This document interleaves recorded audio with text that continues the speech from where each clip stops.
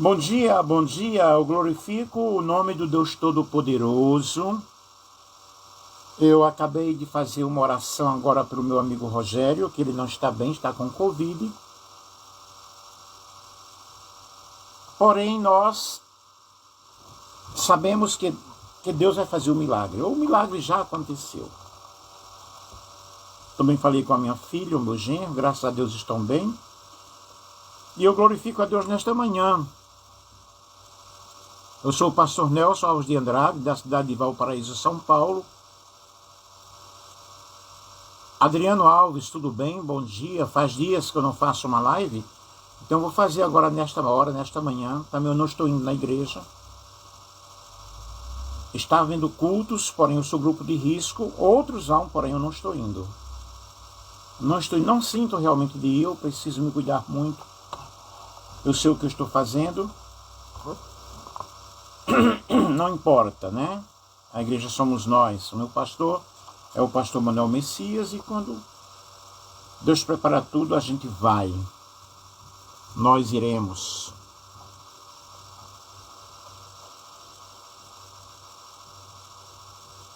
Eu quero falar sobre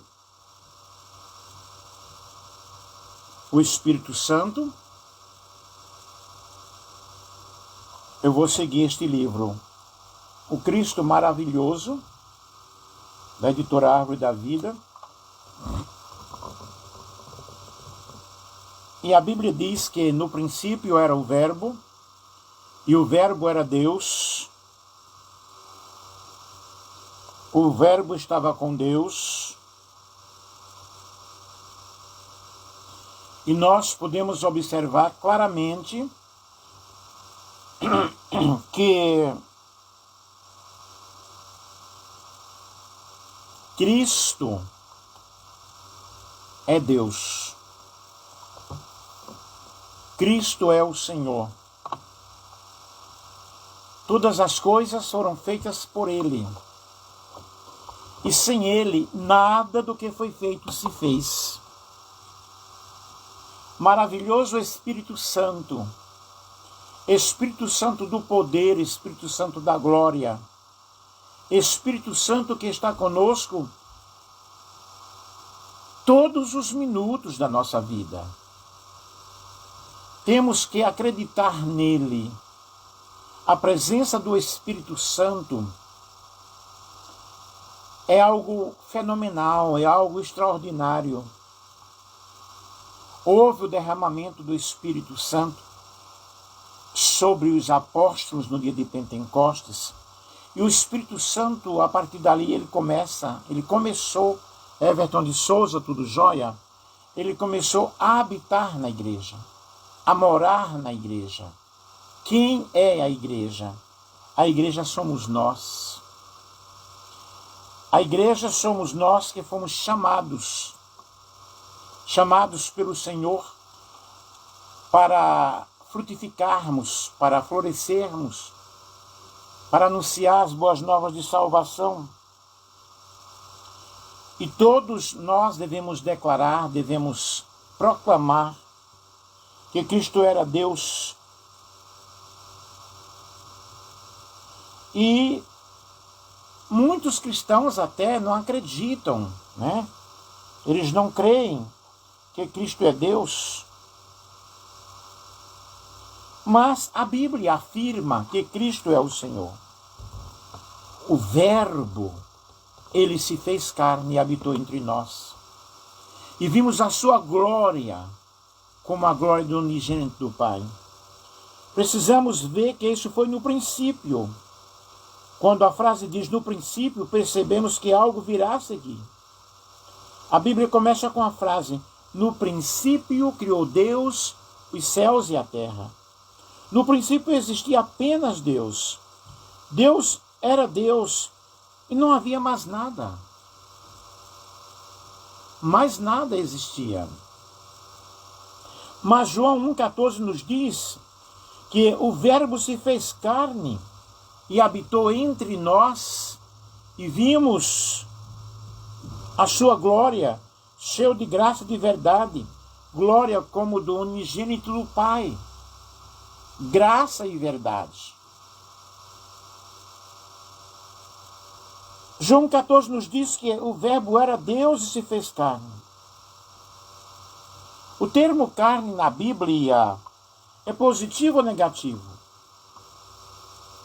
Se você disser que é negativo, como Deus poderia tornar-se algo negativo? Paulo Sérgio Santos, bom dia. Como Deus pode tornar-se negativo? A Bíblia diz claramente que o verbo se fez carne. No princípio era o verbo. E nós precisamos voltar à palavra de Deus pura.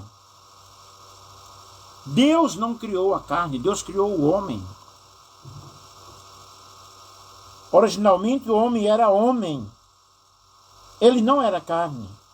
Até Gênesis 6, a Bíblia nos fala, a Bíblia nos diz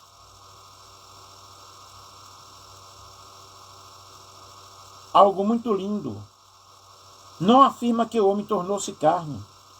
Assim vemos que na Bíblia carne não é termo positivo, é negativo.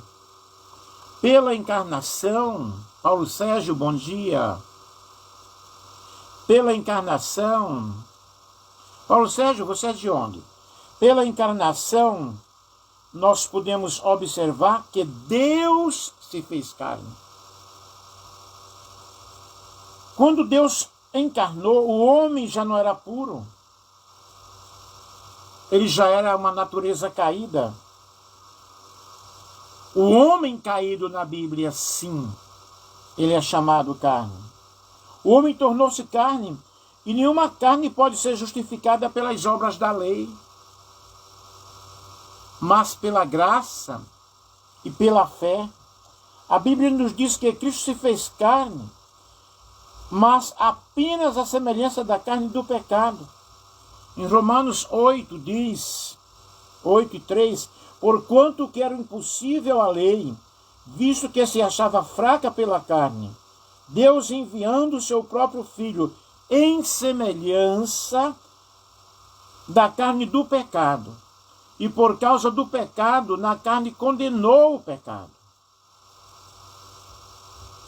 Quando Cristo, ele se fez carne, quando ele se tornou carne, nós observamos aí que ele não tomou sobre si a corrupção carnal, porém apenas a semelhança. Ele viveu entre nós. No Antigo Testamento há um fato que nos mostra, uma simbologia, tipifica isto que nós estamos falando, em Números 21, quando Deus disse a Moisés para fazer uma serpente de bronze e colocá-la em uma haste para salvar aqueles que fossem mordidos pelas serpentes abrasadoras. E em João 3,14 é nos dito que essa serpente de bronze tipificava o Senhor Jesus. De modo que, como Moisés levantou a serpente no deserto, assim que importa que o Filho do Homem seja levantado, para que todo o que nele crê tenha a vida eterna. E Jesus, ele foi levantado na cruz do Calvário para perdoar os meus pecados, perdoar os teus pecados. Isso significa que quando Jesus estava na cruz, durante aquelas 6 horas, aos olhos de Deus, ele foi feito uma serpente. Contudo, ele era uma serpente apenas na forma. Nele não havia corrupção. Nele não havia pecado. E ele trouxe a salvação para todos os homens. E qual foi o propósito de Cristo tornar-se carne? A primeira razão era que ele pudesse ser nosso Redentor. Ele era Deus no princípio, depois se fez carne, em João capítulo 1, versículo 29. E nos diz em João 1, 29, que ele é o Cordeiro de Deus e ele se fez carne para tirar os nossos pecados. Eis o Cordeiro de Deus que tira o pecado do mundo. Sem a carne, Cristo não teria nenhum sangue para purificar-nos dos pecados. Mas glorificado seja o nome do Senhor. O seu sangue derramado na cruz do Calvário é a certeza da nossa salvação. Cristo, ele se fez carne com um objetivo: de redimir a nossa alma, de redimir o nosso espírito, de redimir a nossa vida, com o propósito de cumprir a redenção por nós. E uma outra razão pela qual Cristo ter se tornado carne é muito mais profunda. Ele se fez carne para trazer Deus para dentro do homem, para que Deus ele pudesse, através da Trindade Santa, habitar dentro do homem. A palavra do Senhor diz que aquele que crê no Senhor, que nós viríamos para Ele, e Ele faria morada em nós. Ele habita dentro de nós. Ele está dentro de nós. Em nosso espírito, essa obra começou com a encarnação de Jesus. Quando Jesus se tornou homem, ele foi trazido para dentro de nós, para dentro do homem. Ele era nada menos que o mesclar do Deus triuno, da Trindade. Isto não é algo fenomenal? Isto não é algo maravilhoso? Porque ele dá vida. Ele nos deu vida, estando nós ainda mortos em nossos delitos e pecados. Após tornar-se carne, Jesus viveu nesta terra durante 33 anos. Ele deu o segundo passo. O primeiro passo, na realidade, foi a encarnação. O segundo foi a morte e o terceiro, a ressurreição. Porque se Cristo não ressuscitasse, a nossa fé seria em vão, diz o apóstolo Paulo. Porém, ele é a primícia da ressurreição. Ele ressuscitou. E assim como ele se tornou o Espírito que dá vida. Em 1 Coríntios 15, 45, diz que o último Adão foi Cristo, o qual era Deus no princípio e fez-se carne. No primeiro passo, ele se fez carne a fim de ser o último Adão. No segundo, por meio da morte e ressurreição, como no último Adão, ele se tornou o Espírito que vivifica, o Espírito que dá vida, o Espírito que transforma, que renova, que consola, que nos guia, que nos revela. A maioria dos cristãos hoje vê apenas que Deus é o Pai, o Filho e o Espírito. Mas Mateus 28, 19 menciona claramente o Pai, o Filho e o Espírito Santo. E nós não temos dúvida, eu não tenho dúvida quanto a esta pregação que eu estou fazendo e que nós vemos claramente que em 1 Coríntios 15, 45, esse versículo nos diz claramente que Cristo, como último Adão, tornou-se o Espírito da vida, onde havia morte, onde havia incerteza, onde havia podridão, onde havia dúvida. Aí nós temos a presença redentora de nosso Senhor e Salvador Jesus Cristo, redimindo o homem. E depois desses passos, ressurreição, morte e ressurreição, nós vemos agora que ele está tornando-se o Cristo dentro do corpo, dentro da igreja. 1 Coríntios 12, 12 diz: porque assim como o corpo é um e tem muitos membros, e todos os membros do corpo, embora muitos, formam um só corpo, assim também é Cristo. Temo que quando lemos este versículo, leamos assim também a igreja. Sabemos que Cristo é o cabeça, ou a cabeça da igreja, o líder, o chefe da igreja. Cristo é o corpo. temos clareza quanto a Cristo ser a cabeça e a igreja o corpo. Porque assim como o corpo é um e tem muitos membros, e todos os membros do corpo, embora muitos, formam um só corpo, assim também é Cristo. Assim temos Cristo corpo. Nosso Cristo hoje é Cristo corpo. Ele era Deus, tornou-se carne, mas agora o Espírito que está dando vida à igreja, recriando cada vez mais a igreja.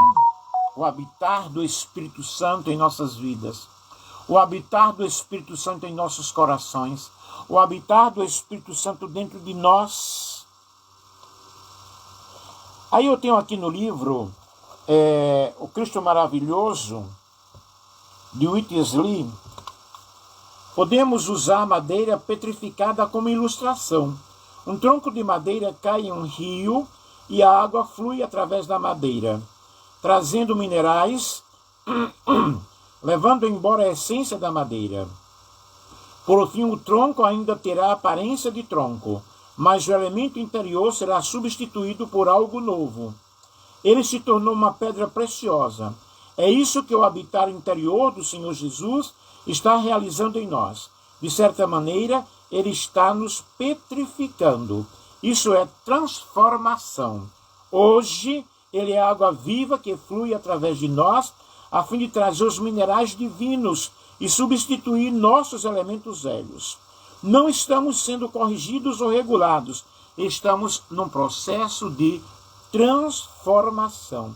Algo novo está vindo para substituir o velho. A presença do Espírito Santo, ele traz uma mudança interior em nossos corações. O nosso coração não perdoador torna-se um coração perdoador. O nosso coração de carne torna-se um coração flexível. O coração de pedra, né, torna-se um coração flexível, moldado pelo Espírito Santo, trabalhado pelo Espírito Santo, e o Espírito de Deus habita em nós. Então Deus no princípio era apenas Deus. Ele estava só, mas não é bom que Deus esteja só. Ele deseja uma companheira idônea. E quando Jesus veio, ele foi apresentado por João Batista, não apenas como cordeiro, mas como aquele que seria o noivo. Pense bem naquilo que eu estou falando nesta manhã, porque o prazer de Deus na realidade, Jesus não veio simplesmente para ser o Redentor, mas para ser o noivo, e como tal, ele necessita de uma noiva que é a igreja do Senhor Jesus Cristo. E essa igreja haverá um casamento universal. Estamos esperando com muita ansiedade a chegada do noivo, que virá para buscar a noiva, virá para buscar a sua igreja.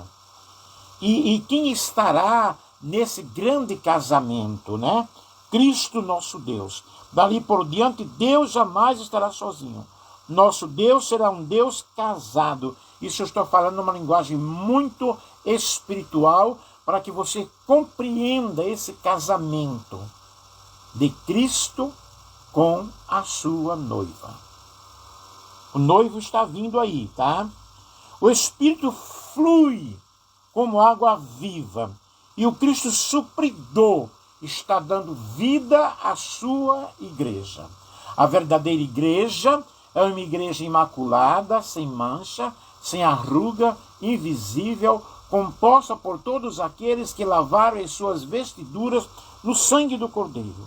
Aleluia! Isso é Cristo corpo, né? Cristo corpo, igreja. Igreja, corpo, Cristo líder, cabeça da igreja. Que as portas do inferno não prevalecerão, não terão poder sobre a verdadeira igreja do Senhor Jesus Cristo. E nós estamos aguardando, né, essa colheita, essa grande colheita.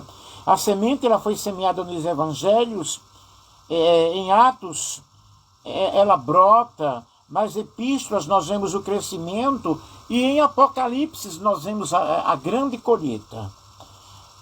Cristo maravilhoso foi semeado nos evangelhos, e ele brotou em Atos, mas por fim haverá uma colheita, cuja colheita já está acontecendo, em parte já está acontecendo. Muitos estão sendo colhidos. Doralice Mendes, bom dia. Muitos estão sendo colhidos subitamente, de repente. Há alguns meses aí eu tive uma revelação de um grande livro, muitas pessoas sendo chamadas, e o Senhor me mostrava uma grande árvore. Aquela grande árvore, havia um grande vento, e aquela árvore balançava, e muitos frutos caíam, muitos frutos estavam sendo colhidos, e nós estamos diante de uma grande colheita. Deus está colhendo de norte a sul, de leste a oeste, pessoas, vidas. Muitos pastores estão sendo colhidos, muitos cantores, muitos estão sendo colhidos, e Deus está passando em revista o seu exército, a sua igreja. E Apocalipse 14 nos diz que a seara está madura. O semear ocorreu nos evangelhos. E a colheita, a grande colheita, a colheita final, acontecerá no Apocalipse. Então, em Atos, o Cristo individual brotou do solo humano a fim de ser o Cristo coletivo, a fim de ser o Cristo envolvido com o seu povo, dentro da sua igreja. Por fim, o livro de Apocalipse será essa colheita madura. A noiva está pronto para ser a nova Jerusalém, como o Cristo, Cristo corpo, incorporado totalmente, 100%, no meio da sua igreja, no meio do seu povo. Ele entrou no tempo para tornar-se carne. Após passar pela morte e ressurreição, ele tornou-se o Espírito que dá vida, glória a Deus, a fim de habitar em seus membros.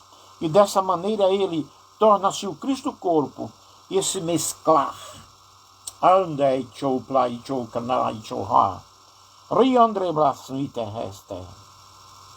Para mesclar-se completamente, mesclar-se totalmente dentro do seu povo.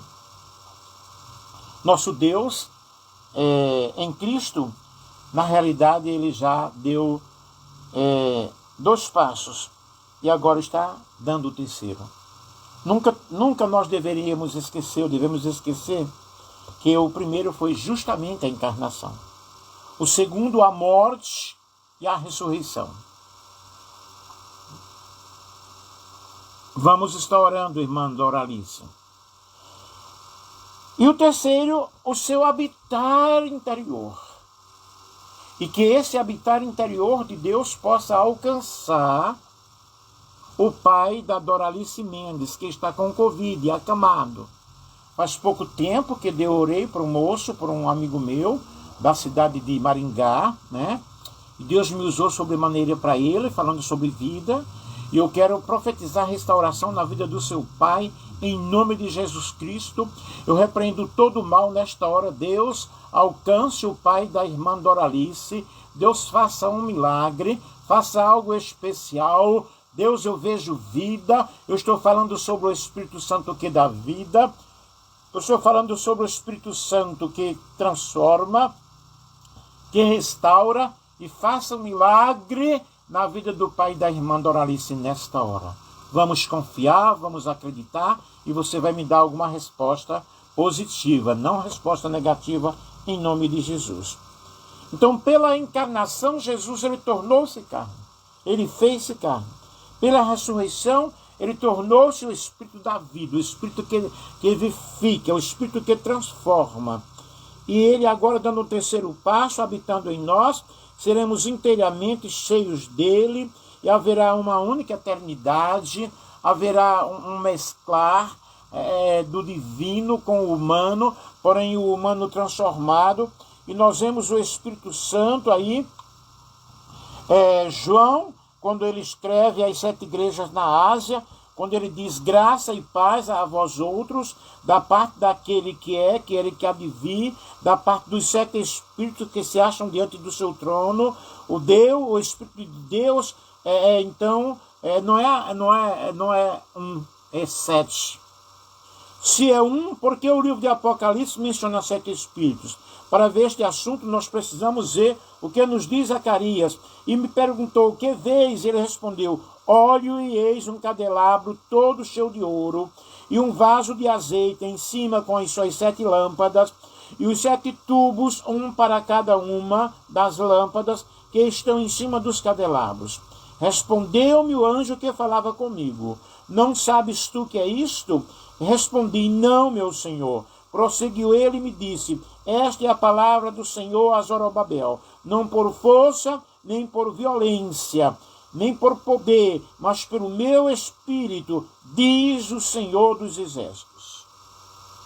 Nós vemos aí o profeta Zacarias, ele viu um candelabro de ouro. Ouro representa durabilidade, ouro representa a glória de Deus. Com lâmpadas, porque o Espírito de Deus é também 7. Veja o candelabro.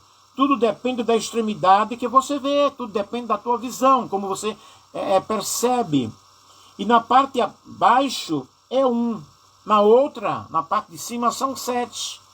Portanto, é 1 em 7, ou 7 em 1.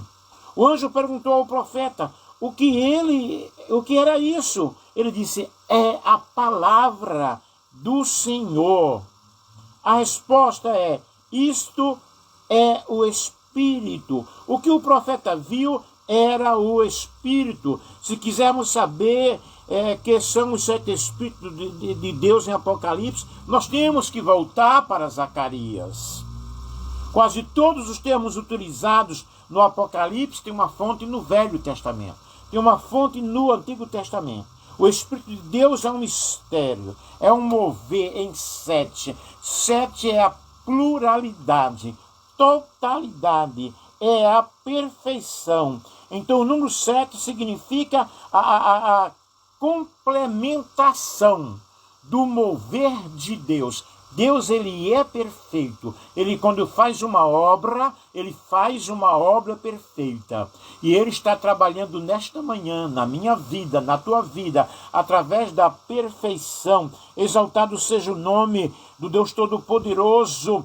Portanto, os 7 Espíritos de Deus em Apocalipse não significam 7 Espíritos diferentes, mas o Espírito 7 vezes intensificado. A intensificação do Espírito, a obra do Espírito Santo, que é uma obra completa, é uma obra que não é imperfeita. O Espírito de Deus está me dizendo nesta manhã que ele vai agir de uma forma sobrenatural, Doralice. Vamos acreditar, vamos crer. A Bíblia diz que se creres, verás a glória de Deus. Como que é o nome do seu pai, Doralice? Se creres, verás a glória de Deus. E Deus, ele age de uma maneira sobrenatural, através do mover do Espírito, através da plenitude do Espírito Santo. E através da plenitude do Espírito Santo, o Espírito de sabedoria, o Espírito de poder, da graça, aleluia, eu sinto a presença de Deus nesta manhã, dizendo para você que está me assistindo nesta hora, que existe um Deus que trabalha a favor daqueles que temem o seu nome. O profeta Isaías, ele disse, porque desde a eternidade nunca se ouviu falar de um Deus tremendo, de um Deus tão grande, que trabalha a favor daqueles que nele esperam. Deus está trabalhando nesta hora, está trabalhando, dando poder, dando vida, dando cura, restaurando, dando paz, dando alegria, dando conforto. Ele é o Deus da consolação, ele é o Deus da graça, a multiforme graça de Deus. Ele faz muito mais além daquilo que nós pedimos ou pensamos. Esse é o Deus que eu acredito. Esse é o Deus que estou pregando nesta manhã. Aí nós temos aí a igreja, na realidade, porque é necessária essa intensificação, cêtupla do único Espírito Santo. Porque quando foi escrito o livro de Apocalipse, a igreja tornava-se degradada. Havia uma igreja em degradação. Mas a igreja, ela que teve a sua origem no dia de Pentecostes, porque era a vida da igreja que estava nascendo ali através do Espírito Santo. E o Espírito Santo, ele foi introduzido na vida da igreja, porque o Cristo vivo é contra qualquer tipo de religião, porque a religião maltrata, falsifica o homem, mas ele surgiu aí de maneira sobrenatural, através do Espírito Santo, não trazendo uma nova religião, mas trazendo o Espírito Santo para dentro da vida da igreja. Glória a Deus. E a igreja começa a tomar vida, a tomar fôlego, a sentir a presença do Espírito Santo. E o Senhor Jesus, ele começa a atuar na vida da igreja de uma maneira maravilhosa. A igreja, ela precisa cada vez mais ser influenciada pelo atuar do Espírito Santo, pelo agir do Espírito Santo. Você acha que Deus se importa com o sistema religioso? Você acha que Deus está preocupado com placas de igrejas? Posso dizer-lhe que não. É por isso que em Apocalipse está o Espírito 7 vezes intensificado, agindo na vida da igreja. Nos primeiros capítulos do livro de Apocalipse, as igrejas, com exceção da igreja em Filadélfia, haviam se tornado degradadas e perderam a realidade do Espírito. Perderam a realidade do Senhor Jesus Cristo. Doralice, João Machado Fernandes, em nome de Jesus, eu peço ao Espírito Santo que vá na vida dele nesta hora e faça um milagre. Um milagre. Eu acredito no milagre. E a Bíblia diz que se dois na terra concordarem acerca de alguma coisa, vai acontecer. Vamos descansar o coração, vamos acreditar. E você vai me falar, Doralice, através do Face, através de qualquer meio social, da mídia, o milagre que Deus vai fazer. Acredite, porque eu creio. Então a igreja estava degradada e eles perderam a realidade do Senhor Jesus Cristo. Estavam perdendo. Eles adoravam um Cristo objetivo, alguém que estava apenas assentado nos céus. Eles tinham pouquíssimas experiências com a vida do próprio Cristo. Porém, o Cristo glorificado, o Cristo que habita, o Cristo que está preocupado na salvação do ser humano, o Cristo que está preocupado em dar poder, dar graça, dar vida, em restaurar a saúde. Isso não é religião, isso é o Espírito Santo dentro da vida da igreja.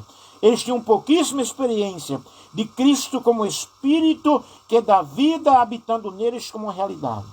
Eles haviam caído na religião. É por isso que o livro de Apocalipse é difícil encontrar algumas doutrinas.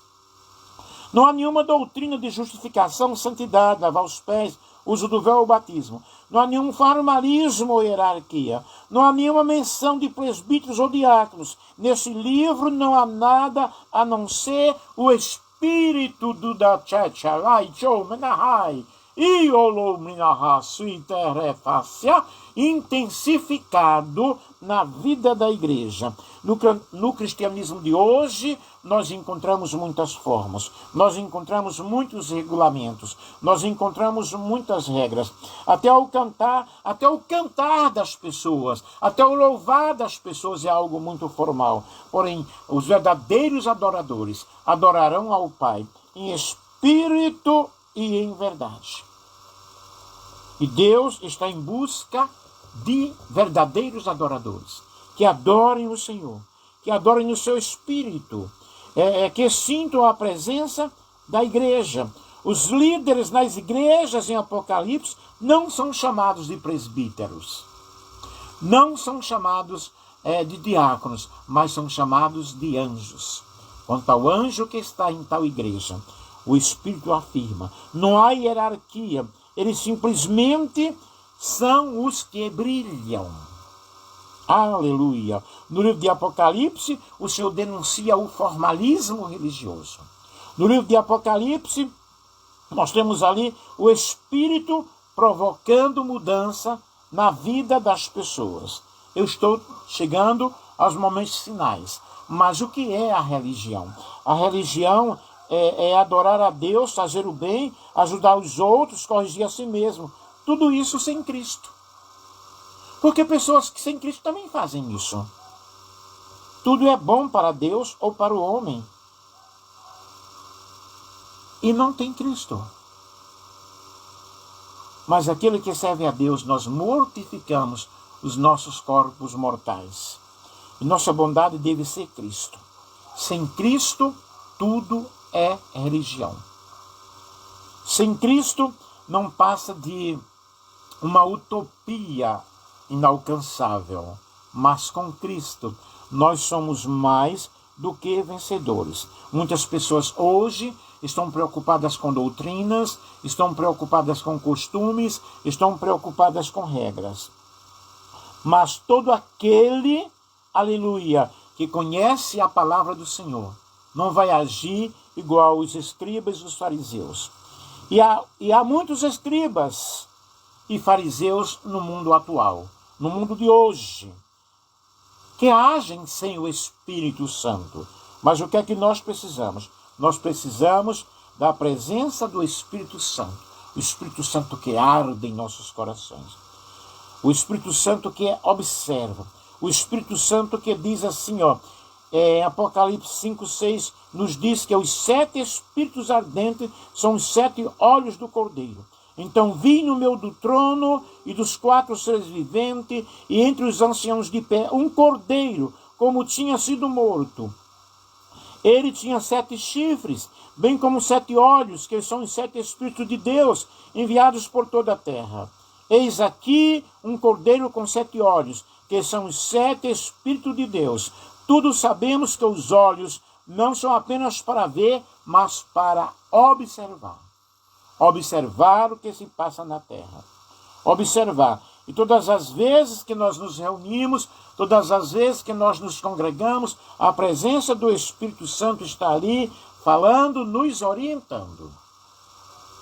E chegando aos momentos finais desta mensagem, as cartas escritas nos primeiros 3 capítulos de Apocalipse começam dizendo: estas coisas diz, e o próprio Senhor apresentado em determinado aspecto como aquele que fala.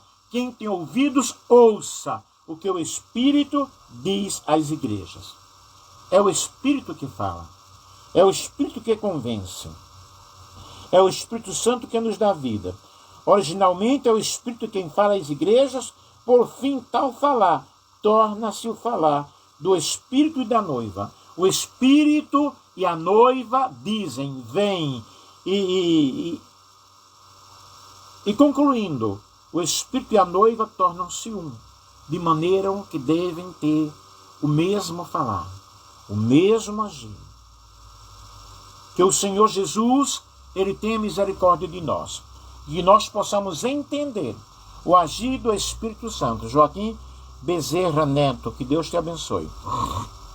E que nós possamos nesta manhã, eu falei sobre o Espírito Santo, esse Espírito Santo vivificado, esse Espírito Santo regenerador, que dá vida, que dá poder. Eu quero fazer uma oração neste momento.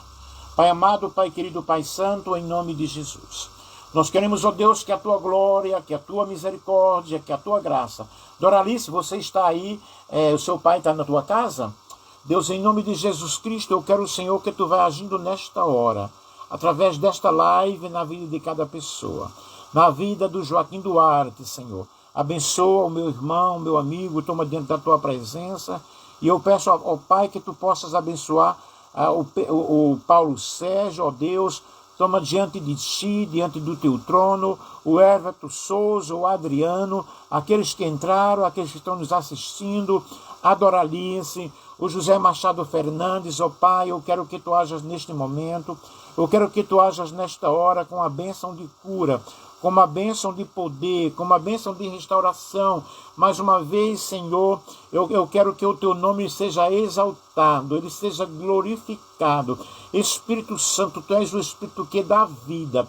E eu quero saber, através da irmã Doralice Mendes. Irmã Doralice, você é de onde? De Caruaru? Deus, em nome de Jesus Cristo, vai agindo nesta hora, vai agindo na vida do pai dela neste momento, Senhor, repreendendo este mal, repreendendo essa doença. José Machado de Assis, que ele possa ver a tua glória, que ele possa sentir o teu Espírito Santo, Rio de Janeiro.